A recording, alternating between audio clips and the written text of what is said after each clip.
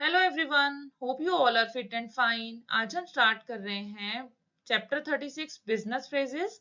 आप इससे पहले भी एडवांस फ्रेजियोग्राफी में बहुत सारी फ्रेजेस समझ चुके हैं, बहुत सारे रूल समझ चुके हैं। आज हम समझेंगे कि अगर एक ही स्ट्रोक को हमें अलग अलग जगह पर अपनी रिक्वायरमेंट के हिसाब से यूज करना है तो कैसे हम यूज कर सकते हैं। तो स्टार्ट करते हैं video. The principles of phrasing and intersecting may be given a special application according to the purpose for which they are required। मतलब कि phrases में हम अपने पर्पस के लिए अपनी रिक्वायरमेंट के हिसाब से अलग अलग जगह पर सेम स्ट्रोक को यूज कर सकते हैं। एग्जाम्पल के लिए P indicates the word party, party के लिए P का स्ट्रोक यूज होता है। It may be used to represent the word policy in an insurance office। अगर हम इंश्योरेंस से रिलेटेड कोई आउटलाइंस लिख रहे हैं तो हम वहां पर पॉलिसी वर्ड के लिए भी पी का स्ट्रोक लगा सकते हैं। And the word pump in an engineers office, अगर हम इंजीनियरिंग से रिलेटेड आउटलाइंस बना रहे हैं तो वहां पर पंप के लिए भी हम पी का स्ट्रोक यूज कर सकते हैं। मतलब ये कि हम एक ही स्ट्रोक को अलग अलग जगह पर अलग अलग वर्ड्स के लिए यूज कर सकते हैं। होपफुली यहाँ तक आपको अच्छे से क्लियर हो गया होगा। The following phrases are set out to be met in branches of business। Business के लिए कौन कौन सी आउटलाइन यूज होंगी हम आज समझेंगे बहुत सारे एग्जांपल्स के साथ। ये सारे एग्जांपल्स जो हैं मैंने बुक में से ही लिए हैं। मेरा पर्पस यही है यहाँ पर इन सारे एग्जांपल्स को कराने का, रिपीट करवाने का, सो दैट कि आपको एक एक आउटलाइन अच्छी तरह से क्लियर हो जाए और अच्छी तरह से वो दिमाग में बैठ जाए और भूले नहीं। मेरा मेन पर्पस रिवीजन करवाना ही है। तो हम एक एक आउटलाइन को ध्यान से समझेंगे और उसकी प्रैक्टिस करेंगे। तो स्टार्ट करते हैं। फर्स्ट वर्ड है काउंट सेल्स। तो देखिए कैसे आउटलाइन बनेगी इसके लिए। के को हाल्फ कर दिया, साथ में सेल्स लिख दिया और एन वाली साइड पर, एन हुक वाली साइड पर एस का सर्कल बना है। देखिए ये बन गया account sales. Additional cost, additional के लिए इस तरह आउटलाइन बनेगी, कॉस्ट लिख देंगे साथ में। एडिशनल एक्सपेंस, एडिशनल के लिए सेम ऐसे अगर आउटलाइन बनेगी तो एक्सपेंस साथ में ऐड हो जाएगा। नेक्स्ट है at your earliest convenience, at your earliest convenience के लिए वी के साथ एन का हुक लग जाएगा इंटरसेक्ट करके। नेक्स्ट है बेस्ट ऑफ माई एबिलिटी। देखिए कैसे लिखेंगे। बेस्ट के लिए बी एस लगा दिया, माई के लिए एम और एबिलिटी को बी को डिसजॉइन करके लिख दिया, ये बन जाएगा ability. Best of my ability, अगर बेस्ट ऑफ आर एबिलिटी लिखना है तो बेस्ट ऑफ, बेस्ट ऐसे और आर अपवर्ड और एबिलिटी के लिए बी को डिसजॉइन करके इस तरह से लिख दिया, ये बन गया बेस्ट ऑफ आर एबिलिटी। अगर आप इस तरह की आउटलाइन डिसजॉइनिंग की सीखना चाहते हैं, समझना चाहते हैं तो मेरी लास्ट वीडियोस में आपको ही मिल जाएंगी, वहां जाकर समझ सकते हैं। अब नेक्स्ट है बेस्ट ऑफ देयर। तो उसी तरह से बेस्ट लिखा, साथ में देयर बना दिया और एबिलिटी के लिए बी को डिसजॉइन करके लिख दिया। बेस्ट ऑफ योर है अगर, तो उसी तरह से बेस्ट और योर के लिए डाउनवर्ड आर बना दिया और एबिलिटी के लिए बी को डिसजॉइन करके लिख दिया। एक बार इसको दोबारा बनाते हैं इस तरह से। नेक्स्ट है बिल ऑफ एक्सचेंज। देखिए बिल ऑफ फॉर्मेट हो गया, एक्सचेंज के लिए के एक्स और चे लगा दिया हमने, ये कॉन्ट्रैक्शन फॉर्म यूज हो गई इसके साथ। बुक में इस तरह से आउटलाइन दी हुई है, बट आप अपनी कन्वीनियंस के हिसाब से इसको इस तरह भी बना सकते हैं। एक्सचेंज इस तरह से बना दिया और बिल के लिए बी को डिसजॉइन करके लिख दिया, सॉरी बी को इंटरसेक्ट करके लिख दिया। जैसे अब वर्ड है नेक्स्ट बिल ऑफ लेडिंग। देखिए लेडिंग इस तरह से बनाया और बिल के लिए बी को इंटरसेक्ट करके लिख दिया। बुक में बिल ऑफ लेडिंग के लिए देखिए इस तरह आउटलाइन दी हुई है और बिल ऑफ एक्सचेंज के लिए ये वाली आउटलाइन दी हुई है। ये आउटलाइन बनाना वैसे तो कन्वीनियंट है, हम फ्लो में इसको बना सकते हैं, इसलिए ये आउटलाइन दी हुई है, बट आप चाहें तो अपनी कन्वीनियंस के हिसाब से ये वाली आउटलाइन भी बना सकते हैं। अब आगे देख लेते हैं।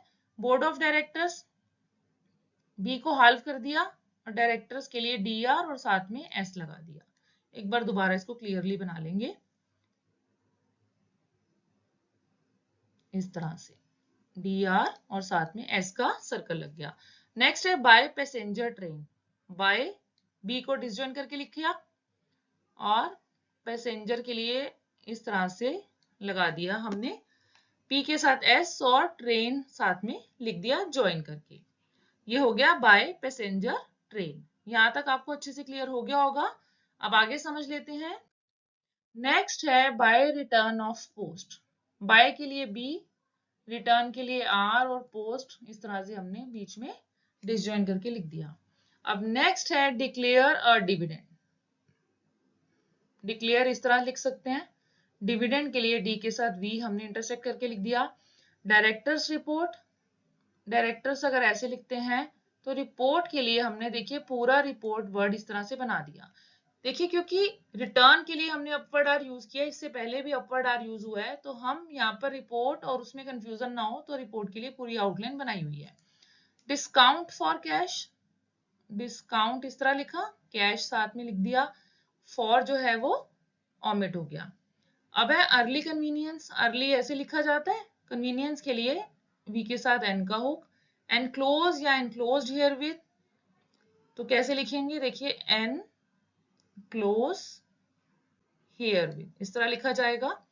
अब नेक्स्ट है फेथफुली योर्स, फेथफुली इस तरह लिखेंगे और योर्स साथ में डिसजॉइन करके लिख देंगे। 5%, 5% इस तरह लिखा जाएगा और 5% पर एनम, दो बार पर आ रहा है तो P और P का स्ट्रोक दो बार लग जाएगा। From the last report, from the last report पूरा इस तरह से लिखा जाएगा। अब नेक्स्ट है गुड्स नॉट टू हैंड। देखिए गुड्स, गे को हाल्व कर दिया, नॉट के लिए एंड को और हैंड के लिए एंड डार्क हमने हाल्विंग साथ में लगा दिया। ये हो गया goods not to hand. I am directed to inform you, I am इस तरह से लिखेंगे directed to inform you, to omit हो गया, इन्फॉर्म यू के लिए एफ और साथ में यू लगा दिया, एफ बन गया इन्फॉर्म के लिए और साथ में यू लगा दिया।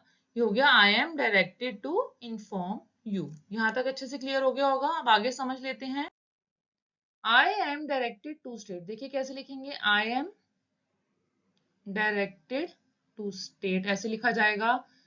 आई एम इन रिसीट, रिसीट के लिए एस ओ टी, एस्टीम्ड के लिए इस तरह लिखेंगे, एम को हाल्फ कर देंगे, डार्क कर देंगे और फेवर के लिए राइट कर्व वी का लगा देंगे आर हुक के साथ। अब है I am in receipt of your favour, I am in receipt same वैसे लिखेंगे, I am in receipt of your omit हो गया और फेवर के लिए लेफ्ट कर्व लग गया यहाँ पर वी का। यहाँ पर लेफ्ट कर्व आसानी से लगाया जा सकता है तो लेफ्ट कर्व लगाएंगे और एस्टीम के साथ हमने राइट कर्व लगाया क्योंकि वहां पर लेफ्ट कर्व नहीं लग पाएगा। अब नेक्स्ट है I am in receipt of your letter, I am in receipt same ऐसे ही, ऑफ योर ओमिट हो गया, लेटर लिख दिया, साथ में एल को डबलिंग कर दिया। आई एम इंस्ट्रक्टेड, देखिए I M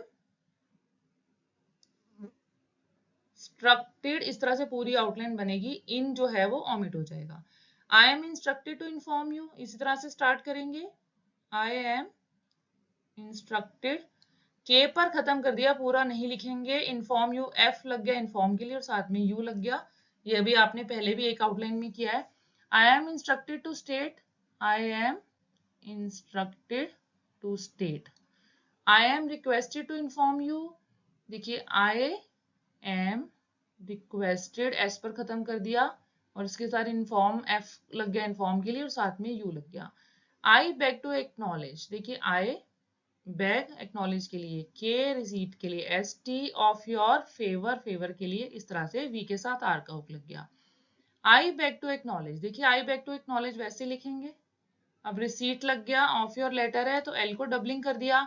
I beg to call attention, देखिए बैग के लिए बी, कॉल के लिए इस तरह और अटेंशन के लिए टी हम इंटरसेक्ट करके लिखेंगे।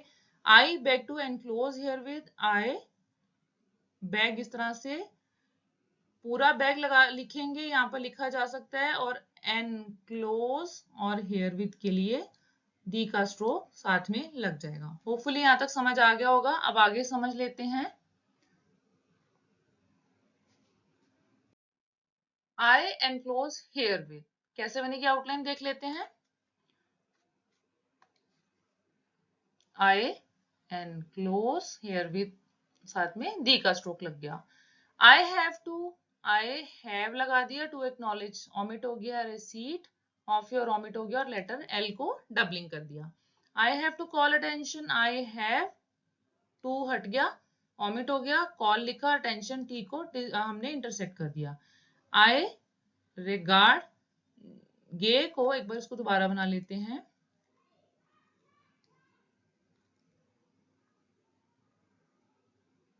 इस तरह से गे को हमने हाल्व किया है यहाँ पर।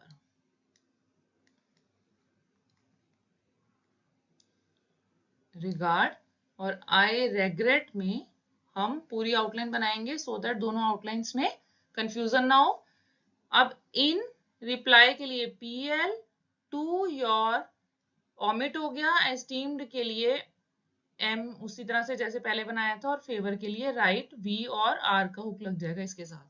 यहाँ तक क्लियर हो गया होगा। अब है in reply to your favour, in reply to your omit हो गया और फेवर साथ में लगा दिया। देखिए आउटलाइन को छोटा करने के लिए जहां हमें जरूरत पड़ेगी वहां हम लोगोग्राम को हटा सकते हैं, और बहुत सारी आउटलाइन जिसमें सेम सेम रिपीट हो रही है एंड में, तो वो आपको अच्छे से क्लियर हो जाएगा। उसको रिवाइज करेंगे तो बहुत अच्छे से समझ में आ जाएगा। अब है in reply to your letter, in reply ऐसे लिखा और टू योर ऑमिट हो गया और लेटर साथ में लिख दिया। इन योर, देखिए इन योर के लिए डाउनवर्ड आर और रिप्लाई के लिए ऐसे जैसे लगाया था, टू माई लिख दिया और लेटर के लिए एल को डबलिंग कर दिया। नॉट लिखा, येट को देखो एन को हाल्व किया, फिर वाई को हाल्व किया, फिर उसके बाद हैंड के लिए एन को डार्क हमने हाल्विंग लिखा। अब ऑर्डिनरी रेट्स, ऑर्डिनरी के लिए डाउनवर्ड आर जो लिख दिया ऑर्डिनरी के लिए, उसके साथ लग गया रेट्स। अब है पोस्टल ऑर्डर, देखिए पोस्टल पी के साथ एस और ऑर्डर हमने डाउनवर्ड आर को डबलिंग कर दिया। यहाँ तक अच्छे से समझ में आ गया होगा। अब आगे समझ लेते हैं। रेफरिंग टू आर इनवॉइस, देखिए रेफरिंग के लिए अपवर्ड आर के साथ एफ का हुक, आर के लिए फिर से अपवर्ड आर और इनवॉइस इसके साथ हमने ऐड कर दिया, ये बन गया रेफरिंग टू आर इनवॉइस। अब है रेफरिंग टू आर लेटर, उसी तरह से रेफरिंग टू आर लिखा जाएगा, लेटर एल अपवर्ड डबलिंग कर देंगे। रेफरिंग टू योर फेवर है तो हम क्या करेंगे, योर फेवर की आउटलाइन बनाई, रेफरिंग हमने यहाँ पर इंटरसेक्ट करके लिख दिया आर के साथ एफ। अब रेफरिंग टू योर लेटर लिखा और रेफरिंग इस तरह से इंटरसेक्ट करके लिख दिया। रेफरिंग टू योर्स, योर्स लिखा और रेफरिंग इस तरह से इंटरसेक्ट करके लिख दिया। हमें लिखना है रजिस्टर्ड लेटर, देखिए रजिस्टर्ड में आर और जे के साथ एस टी का लूप और उसी के साथ एल डबलिंग कर देंगे, ये बन जाएगा रजिस्टर्ड लेटर। अब नेक्स्ट है रिस्पेक्टफुली योर्स, देखिए रिस्पेक्टफुली इस तरह से लिखा जाता है, इसी के साथ योर्स ऐड हो जाएगा। अब है under bill of sale, under देखिए थर्ड प्लेस का वॉवल है बट हम ऑन द लाइन लिखेंगे क्योंकि हाल्विंग थ्रू द लाइन नहीं होती। अंडर इसके साथ बिल और उसके साथ सेल, ये एस का सर्कल लगेगा। अब नेक्स्ट है we beg to quote, we beg के लिए बी लगा दिया और कोट के लिए के डब्ल्यू वाला जो बड़ा हुक है वो लग जाएगा और के हाल हो जाएगा, वी बैक टू कोट हो जाएगा। अब है वी रिस्पेक्टफुली, रिस्पेक्ट वी इसके साथ आर अपवर्ड लगा सकते हैं, ये बन जाएगा रिस्पेक्टफुली, और रिक्वेस्ट इसी के साथ लिखा जा सकता है। तो इस तरह से आउटलाइन बन जाएगी इसकी। अब नेक्स्ट है your esteemed favour, your esteem जैसे हमने पहले बनाया था, एस के साथ एम को डबल कर, एम को हाल्फ कर दिया डी के लिए और डार्क कर दिया। अब फेवर इसमें राइट साइड पर राइट कर्व जो है वो वी आर लग जाएगा, इस तरह से एम डार्क कर दिया और साथ में वी आर लगा दिया। एक बार दोबारा इसको बना लेते हैं clearly. Your esteemed favour, clear हो गया होगा। अब है योर फेवर, तो योर फेवर हम यहाँ पर लेफ्ट कर्व लिख सकते हैं आराम से क्योंकि यहाँ पर पूरा स्ट्रोक है। इससे पहले हमने राइट कर्व लिखा था क्योंकि हाल्विंग के साथ लेफ्ट कर्व लिखना इजी नहीं रहता, राइट कर्व इजीली लिखा जाता है। यहाँ तक अच्छे से क्लियर हो गया होगा। अब आगे समझ लेते हैं। Your obedient servant, your obedient के लिए बी, सर्वेंट के लिए एस के साथ upward R, yours faithfully yours के साथ एफ डिसजॉइन करके लिख दिया, योर्स ओबीडियंटली योर्स लिखा एस लगा दिया और बी लगा दिया ओबीडियंटली के लिए। योर्स रिस्पेक्टफुली, योर्स रिस्पेक्टफुली के लिए इस तरह से आउटलाइन बन जाएगी। नेक्स्ट है योर्स सिंसियरली, योर्स में लास्ट में एस आ रहा है, सिंसियरली में फर्स्ट जो वर्ड है, फर्स्ट जो लेटर है वो एस है, तो हम इसमें एस लार्ज कर देंगे योर्स सिंसियरली, इस तरह से लिखा जाएगा। होपफुली यहाँ तक आपको अच्छे से समझ आ गया होगा। इसको देखकर आप और भी आउटलाइंस बना सकते हैं इसी को फॉलो करके। तो अभी तक आपने जो भी समझा होपफुली आपको क्लियर हो गया होगा। अगर कोई डाउट हो तो आप कमेंट बॉक्स में लिखकर मुझसे पूछ सकते हैं, या फिर टेलीग्राम चैनल पर जाकर भी मुझे ज्वाइन कर सकते हैं, वहां पर भी आप अपने डाउट्स पूछ सकते हैं। तो ये वीडियो यहीं खत्म होती है। अब नेक्स्ट वीडियो में हम समझेंगे पॉलिटिकल फ्रेजेस के बारे में। तो मिलते हैं नेक्स्ट वीडियो में, तब तक के लिए बाय बाय।